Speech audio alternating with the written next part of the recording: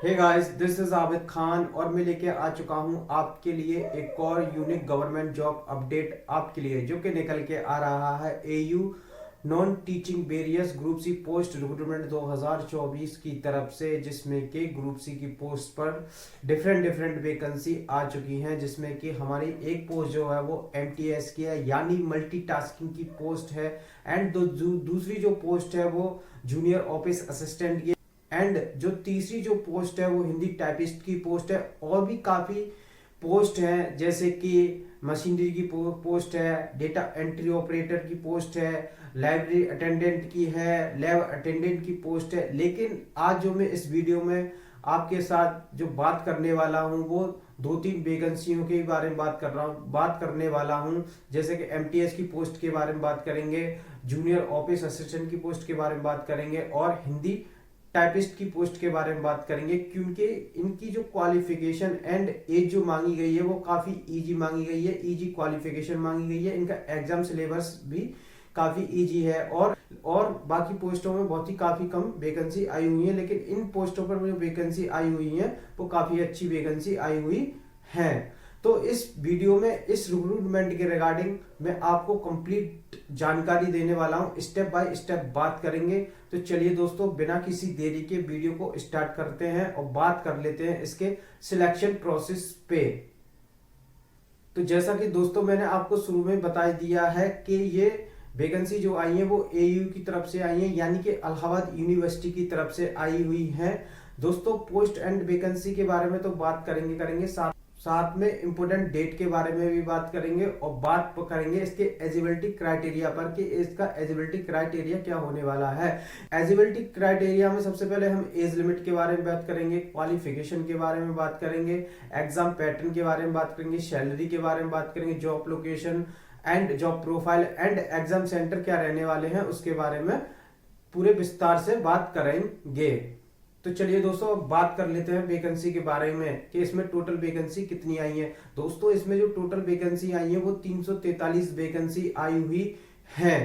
अब बात कर लेते हैं कि कौन सी पोस्ट पर कितनी वैकेंसी आई हुई है। तो दोस्तों मैं इस वीडियो में जो बात करने वाला हूँ वो तीन पोस्टों के बारे में बात करने वाला हूं। पहली एमटीएस की पोस्ट के बारे में बात करेंगे, फिर जूनियर ऑफिस असिस्टेंट की पोस्ट के बारे में बात करेंगे एंड तीसरी जो बात करेंगे वो हिंदी टाइपिस्ट की पोस्ट के बारे में बात करेंगे। तो चलिए बात कर लेते हैं पहले हम एमटीएस की पोस्ट पर इसमें कितनी वैकेंसी है, क्या क्वालिफिकेशन मांगी गई है। तो दोस्तों एमटीएस की जो पोस्ट पर जो वैकेंसी आई है वो 141 वैकेंसी आई हुई है, जो कि काफी अच्छी वैकेंसी है और सबसे ज्यादा वैकेंसी इसी पोस्ट पर आई हुई है। दोस्तों इसमें जो एज जो मांगी गई है, मिनिमम कोई एज मांगी नहीं गई है। इसमें जो मैक्सिमम एज जो मांगी गई है वो 30 साल मांगी गई है। और इसमें जो एज रिलैक्सेशन जो मिलेगा वो ओबीसी वालों के लिए 3 साल का एज रिलैक्सेशन मिलेगा एंड एसटी एंड एससी वालों को 5 साल का एज रिलैक्सेशन मिलेगा। तो चलिए दोस्तों बात कर लेते हैं अब जूनियर ऑफिस असिस्टेंट की पोस्ट पर कि उसमें कितनी वैकेंसी आई हुई है। दोस्तों उसमें जो वैकेंसी आई है वो 49 वैकेंसी आई हुई है और उसमें जो एज लिमिट जो मांगी गई है वो जनरल वालों की जो रखी गई है वो मैक्सिमम 30 साल रखी गई है। और इसमें भी जो एज रिलैक्सेशन होने वाला है वो ओबीसी वालों के लिए 3 साल, एससी एंड एसटी वालों के लिए 5 साल का एज रिलैक्सेशन होने वाला है। अब बात कर लेते हैं फाइनली हिंदी टाइपिस्ट की पोस्ट पर कि इसमें कितनी वैकेंसी आई है। दोस्तों इसमें जो वैकेंसी है वो ओनली एक वैकेंसी आई हुई है और इसमें जो एज लिमिट मांगी गई है वो मैक्सिमम 30 साल मांगी गई है जनरल वालों के लिए। और इसमें भी एज रिलैक्सेशन रखा गया है वो ओबीसी वालों के लिए 3 साल एंड एसटी एंड एससी वालों के लिए 5 साल का एज रिलैक्सेशन रखा गया है। अब बात कर लेते हैं फाइनली क्वालिफिकेशन के बारे में कि क्वालिफिकेशन क्या क्या रखी गई है इन पोस्टों के लिए। तो दोस्तों मैं आपको बता दूं जो एमटीएस की क्वालिफिकेशन जो रखी गई है, यानी कि मल्टीटास्किंग पोस्ट की जो क्वालिफिकेशन जो रखी गई है वो 10th पास रखी गई है। अगर आपने 10th पास करी रखी है तो आप इस पोस्ट के लिए एलिजिबल हैं, आप फॉर्म को फिल कर सकते हैं। अब बात कर लेते हैं जूनियर ऑफिस असिस्टेंट की क्वालिफिकेशन के बारे में कि इसमें क्वालिफिकेशन क्या मांगी गई है। इसमें दोस्तों जो क्वालिफिकेशन जो मांगी गई है वो अगर आपने किसी भी यूनिवर्सिटी से बैचलर डिग्री पास की है तो आप इस फॉर्म के लिए एलिजिबल हैं, आप फॉर्म को फिल कर सकते हैं। अब दोस्तों बात कर लेते हैं हिंदी टाइपिस्ट के बारे में कि इसमें क्वालिफिकेशन क्या मांगी गई है। इसमें भी सेम मांगी गई है, अगर आपने किसी भी यूनिवर्सिटी से बैचलर डिग्री पास की है तो आप इस फॉर्म के लिए एलिजिबल हैं, आप फॉर्म को फिल कर सकते हैं। तो दोस्तों ये तो हो गया इसका क्वालिफिकेशन और एज के बारे में मैंने आपको बता दिया। अब बात कर लेते हैं सिलेक्शन प्रोसेस पर। अगर आप इस फॉर्म को इन पोस्टों के लिए किसी एक पोस्ट के लिए फॉर्म को अप्लाई कर लेते हो तो आपको सिलेक्शन लेने के लिए मेजर कितने स्टेजों से गुजरना होगा।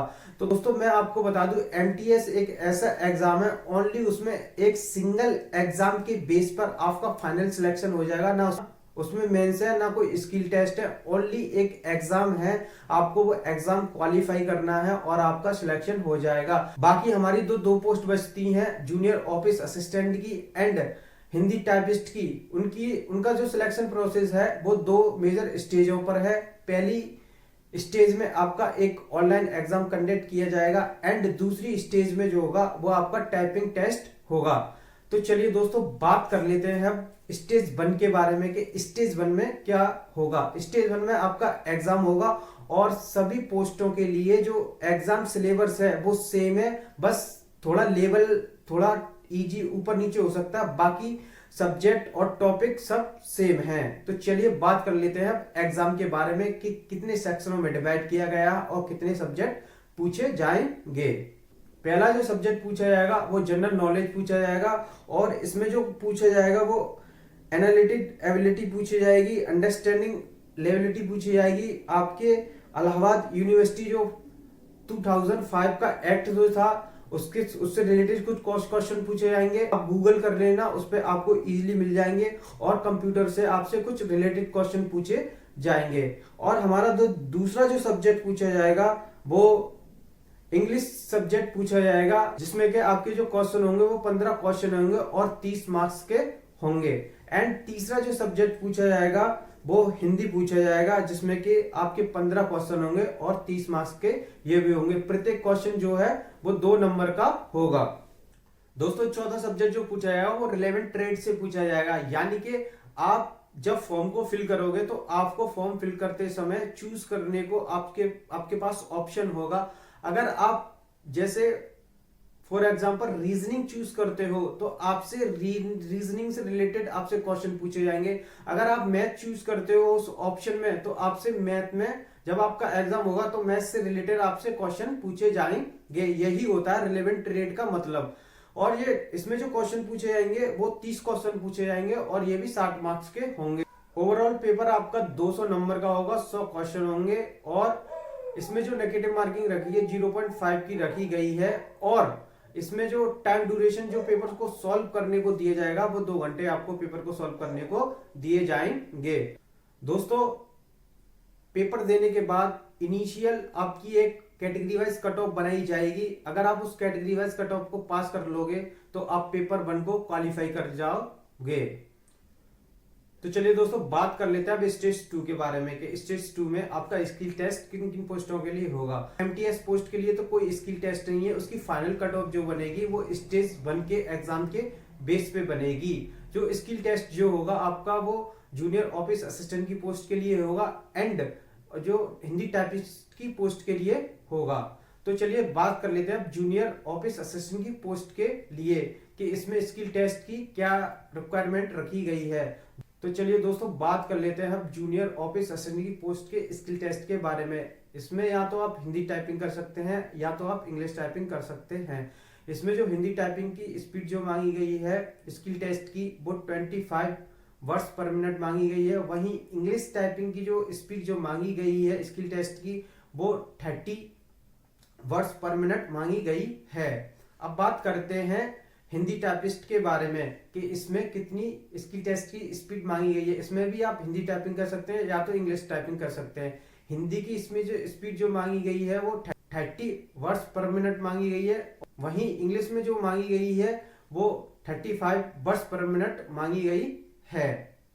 दोस्तों मैं आपको बता दूं इन दोनों पोस्टों के लिए जो स्किल टेस्ट है ओनली क्वालिफाइड नेचर है। इनका भी जो फाइनल मेरिट जो बनेगी इन पेपर की वो एग्जाम के बेस पे बनेगी जो कि 200 नंबर का था। आपकी कैटेगरी वाइज एक कट ऑफ बनाई जाएगी। अगर आप उस कैटेगरी वाइज कट ऑफ को फाइनल मेरिट को पास कर लेते हो तो आपका सिलेक्शन इन पोस्ट में से किसी एक पोस्ट पर हो जाएगा। तो फाइनली दोस्तों अगर आप किसी इसमें से किसी एक पोस्ट पर सिलेक्शन ले लेते हो तो आपको सिलेक्शन के बाद इनिशियल इन हैंड सैलरी जो मिलेगी वो कितनी मिलेगी, अब इसके बारे में बात कर लेते हैं। तो दोस्तों एमटीएस की जो पोस्ट की सैलरी जो है वो तकरीबन 32,000 रुपए पर मंथ आपको सैलरी मिलेगी। वहीं ऑफिस जूनियर असिस्टेंट की जो सैलरी मिलेगी वो आपको 40,000 रुपए पर मंथ मिलेगी। वहीं हिंदी टाइपिस्ट की जो सैलरी मिलेगी आपको वो 36,000 रुपए पर मंथ सैलरी मिलेगी। तो मेरे हिसाब से ग्रुप सी की पोस्ट है और इनकी जो सैलरी है वो भी काफी अच्छी सैलरी है, अपने आप में एक बहुत ही बढ़िया पोस्ट है और काफी अच्छी वैकेंसी है। आप तो चलिए दोस्तों बात कर लेते हैं अब जॉब प्रोफाइल के बारे में कि आपकी जॉब प्रोफाइल क्या रहने वाली है। तो सबसे पहले जॉब प्रोफाइल में हम बात करेंगे एमटीएस की पोस्ट के बारे में कि एमटीएस की पोस्ट की जॉब प्रोफाइल क्या रहने वाली है। तो दोस्तों एमटीएस की पोस्ट जो रहती है वो ग्रुप सी की पोस्ट है, बाकी भी ग्रुप सी की पोस्ट है, लेकिन इसकी जो पोस्ट जो रहती है वो थोड़ी नीची पोस्ट है और जूनियर ऑफिस असिस्टेंट की पोस्ट से भी नीचे, हिंदी टाइपिस्ट की पोस्ट से भी नीची पोस्ट है। जो आपको जो इसमें जो काम करना होगा वो बड़े बड़े ऑफिसर होते हैं, जैसे ऑफिस असिस्टेंट हो गया या लैब अटेंडेंट हो गया, लैब असिस्टेंट हो गया, उनके अंडर में आपको असिस्ट करना होगा। जैसे का आपका काम होगा फाइल से रिलेटेड, आपको फाइल एक टेबल से दूसरी टेबल तक ले जाना होगा, आपको फैक्स करा के लाना होगा, मतलब जो एक 4th क्लास का जो काम होता है वो आपको वही काम करना होगा। जैसे फोटोकॉपी कराना हो गया और फैक्स निकलवाना हो गया। आपको हवलदार का जो काम होता है वो एक ग्रुप 4 का जो काम होता है वही आपको काम करना होगा। Junior office assistant and Hindi typist की जो जॉब प्रोफाइल रहने वाली है वो ऑफिस वर्क की रहेगी। आपको एक कंप्यूटर दे दिया जाएगा, आपको कंप्यूटर पे ही काम करना होगा, कोई भी फील्ड का काम नहीं है, कोई कुछ नहीं है, आपको ऑफिस से रिलेटेड ही कुछ काम करना होगा, कंप्यूटर पे ही काम करना होगा। ये दोस्तों बात कर लेते हैं अब जॉब लोकेशन के बारे में कि आपकी जॉब लोकेशन क्या रहने वाली है। तो दोस्तों ये सेंट्रल की नौकरी है, तो आपको पूरी ऑल ओवर इंडिया में कहीं भी आपकी जॉब रह सकती है। तो दोस्तों बात कर लेते हैं अब एग्जाम सेंटर के बारे में कि इसके एग्जाम सेंटर क्या रहने वाले हैं। तो दोस्तों इसके जो एग्जाम सेंटर रहने वाले हैं वो भी ऑल इंडिया में रहने वाले हैं, कहीं भी आपका सेंटर पड़ सकता है। वैसे तो आप जिस स्टेट से फॉर्म भरोगे आपके उस स्टेट के नजदीकी शहर में आपको इसका एग्जाम सेंटर देखने को मिल जाएगा। तो चलिए दोस्तों बात कर लेते हैं ऑनलाइन रजिस्ट्रेशन के बारे में कि इसके ऑनलाइन रजिस्ट्रेशन कब से शुरू हो रहे हैं। तो दोस्तों मैं आपको बता दूं इसके ऑनलाइन रजिस्ट्रेशन ऑलरेडी शुरू हो गए हैं। मैंने थोड़ी वीडियो लेट बनाई है क्योंकि यार मेरी तबीयत थोड़ी ठीक नहीं थी, तो इस वजह से मैं वीडियो नहीं बना पाया था। तो इसके जो ऑनलाइन रजिस्ट्रेशन जो शुरू हो चुके हैं वो 1 मार्च से शुरू हो चुके हैं एंड जो लास्ट डेट जो रखी गई है वो 1 अप्रैल 2024 रखी गई है। तो चलिए दोस्तों बात कर लेते हैं अब एप्लीकेशन फी के बारे में कि इसमें एप्लीकेशन फी क्या रखी गई है। तो जनरल ओबीसी एंड ईडब्ल्यूएस की जो एप्लीकेशन फी है वो 1600 रुपए है। वहीं SC एंड ST वालों की जो एप्लीकेशन फी है वो 800 रुपए रखी गई है। तो उम्मीद करता हूं दोस्तों मैंने इस रिक्रूटमेंट के रिगार्डिंग आपके सारे डाउट क्लियर कर दिए होंगे। तो आप मुझे इंस्टाग्राम पे डीएम कर सकते हैं, मेरा इंस्टाग्राम आईडी आबिद खान के नाम से है, तो आप मुझे डीएम कर देना अगर आपकी कोई भी क्वेरी है। तो मिलते हैं नेक्स्ट वीडियो में। अगर आप चैनल पे नए हो तो चैनल को सब्सक्राइब कर लेना, कमेंट करके जरूर बताना और अपने दोस्तों में शेयर जरूर करना। मिलते हैं नेक्स्ट वीडियो में, जब तक के लिए जय हिंद।